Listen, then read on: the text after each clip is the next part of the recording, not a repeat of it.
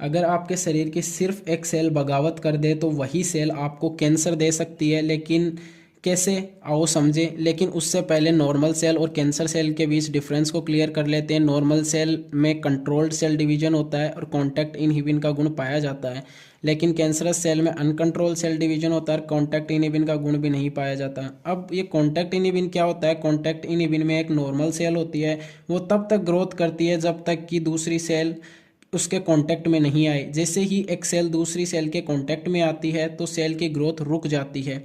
अब बात करते हैं, एक नॉर्मल सेल है जिसमें एक नॉर्मल सा जीन है जिसे प्रोटोन्कोजीन कहते हैं, और ये प्रोटोन्कोजीन सेल साइकिल को कंट्रोल करता है।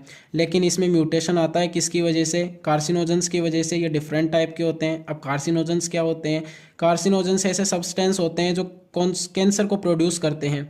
अब कैंसर को प्रोड्यूस करने वाले ये कार्सिनोजेंस प्रोटो ऑन्कोजीन में म्यूटेशन करते हैं, जिसकी वजह से ये ऑन्कोजीन में कन्वर्ट हो जाता है और इसे बोलते हैं ऑन्कोजेनिक ट्रांसफॉर्मेशन।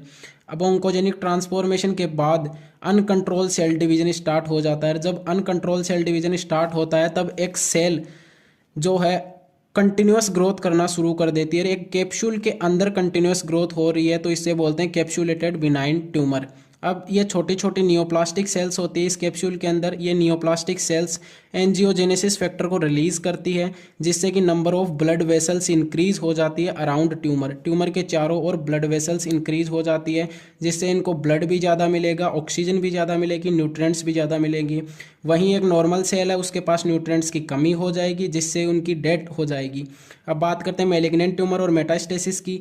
तो एक समय के बाद कैंसर में ये कैप्सूल फट जाता है और इसके फटने से नियोप्लास्टिक सेल्स जो है ये बाहर आ जाएंगी और ये ब्लड के थ्रू पूरे बॉडी में फैल जाती हैं। और जहाँ जहाँ ये नियोप्लास्टिक सेल्स जाएंगी वहाँ एक नई ट्यूमर का निर्माण करेगी। इसे बोलते हैं मैलिग्नेंट ट्यूमर। और इस स्प्रेड होने के गुण को या इस स्प्रेड होने की प्रॉपर्टी को बोलते हैं मेटास्टेसिस, जो कैंसर की सबसे डरावनी स्टेज होती है। बात करते हैं टाइप ऑफ कैंसर।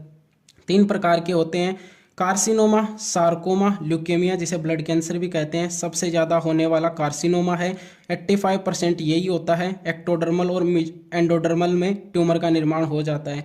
वहीं जब मीजोडर्मल टिश्यूज़ में अनकंट्रोल सेल डिवीजन होता है तो उसे सार्कोमा कहते हैं, या ल्यूकेमिया भी इसी के अंदर आता है। और ब्लड कैंसर में नंबर ऑफ WBC इंक्रीज हो जाती है। अब बात करते हैं कार्सिनोजेंस की। कार्सिनोजेंस 3 प्रकार के होते हैं: फिजिकल कार्सिनोजेंस, केमिकल और बायोलॉजिकल। फिजिकल में आता है x-rays, UV rays, gamma rays. Chemical में टोबैको आ जाएगा। बायोलॉजिकल में वायरस आ जाएगा, हेपेटाइटिस बी वायरस और ह्यूमन पेप्लियोमा वायरसेस। अब डायग्नोसिस की बात करते हैं तो डायग्नोसिस में बायोप्सी, हिस्टोपैथोलॉजिकल स्टडीज़ आ गया।